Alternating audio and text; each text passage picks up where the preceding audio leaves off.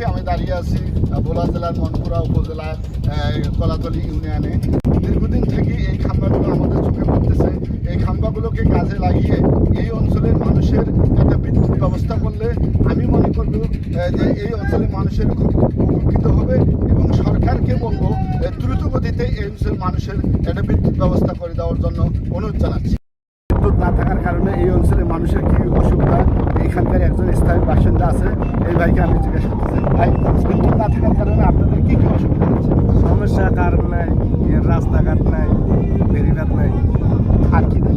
Auto গাড়ি চলে না, রিক্সা, কোনো গাড়ি নেই, শুধু গাড়ি আছে মহল্লার দোকানের। আর মোটরসাইকেলে যাতায়াত করে। মোটরসাইকেলের ভাড়া কীরকম দাম এখানে? ভাড়া বেশি, তাই না?